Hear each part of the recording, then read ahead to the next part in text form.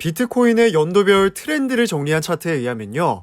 2024년에서 2025년은 불정이 될 가능성을 암시하는 히스토리컬 트렌드를 보여주고 있습니다. 비트코인이 대장주로서 제대로 역할을 해야 알트코인에도 긍정적 영향을 미칠 텐데 말이죠. 현재 거시경제와 맞물려서 참고하시면 좋을 것 같습니다. 자, 리플 소식을 잠깐 볼게요. 존 디튼 변호사가 SEC가 항소해도 원심을 뒤집지 못할 것이고 원심을 뒤집지 못하는데 베팅하겠다는 의견이 본인의 X에 남겼어요. 토레스 판사의 판결이 그 어느 판결보다 공고함에 대한 자신감이겠죠.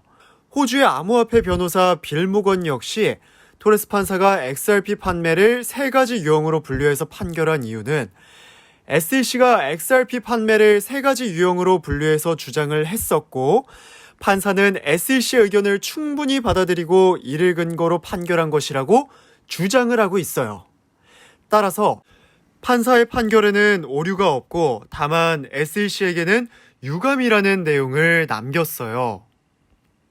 사실상 리플 입장에서는 대법원까지 가게 되면 무조건 승소할 수밖에 없는 소송이라고 애초에 이야기가 됐었고 근데 그보다 일찌감치 근본적인 승리를 안게 된 거죠. 지금은 SEC가 항소를 하냐 안 하냐가 남은 상황이고 지금 상황에서는 항소를 가도 리플이 승소를 할 것이라는 의견이 지배적이기는 합니다.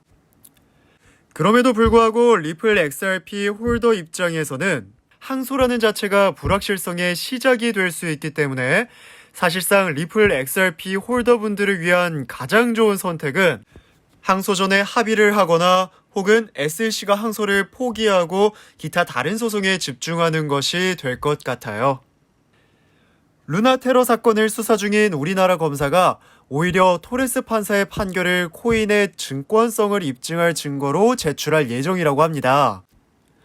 얼마 전 미국의 제드라고프 판사가 토레스 판사의 판결을 인용할 수 없다고 본 것과 대조적인 것인데 우리나라 검사의 경우는 해당 판결문을 유리한 증거로 판단해서 재판부에 제출하기로 한 이유가 미국에서는 리플 자체 증권을 인정하진 않았고 일반 대중이 거래소에서 사고 파는 것과 달리 리플이 기관 투자자들에게 판매될 때는 증권이라고 봤어요.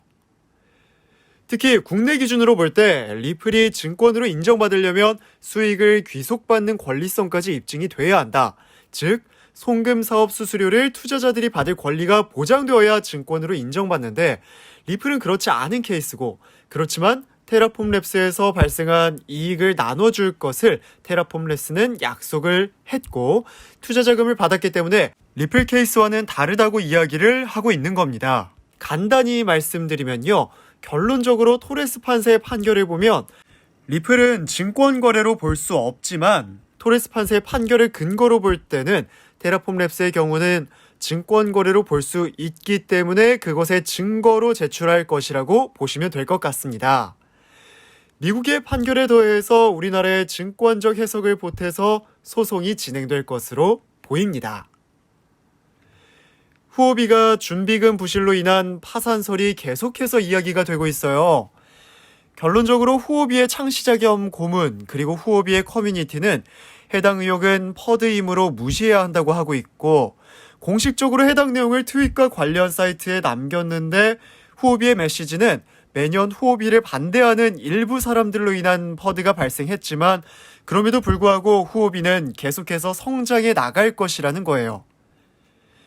준비금 부실을 증명하기 위한 구체적인 자료 등의 내용은 차후 공개를 할 것인지 계획에는 없는 것인지 모르겠지만 관련 내용은 아직 보이지 않고 있어요.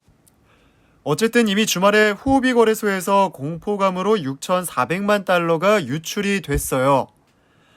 사실 후오비 파산설이 이번이 처음이 아니에요. 지난 7월 초에도 준비금 부실로 파산설이 제기가 됐었는데 그 당시 후오비 측이 이야기한 게 준비금에 대한 이야기는 모두 온체인 데이터 플랫폼 글래스노드상의 거래소 암호화폐 보유량을 토대로 작성이 되었는데 그 글래스노드상의 후오비 거래소 잔액은 현황을 반영하지 못한 미갱신 데이터라고 설명을 했었어요. 이후 이번에도 역시 준비금 부실 의혹과 거기다가 이번에는 중국 공안이 불법 도박 사이트 결제, 정산 서비스 제공 혐의로 다수의 암호화폐 거래소 임원을 구속해서 조사 중인데 그중에 한 명이 트론 창업자 겸 후오비 고문이 연루되어 있을 거라는 루머가 있고 이 루머 때문에 후오비한테는 더욱 악재로 작용하고 있는 상황입니다.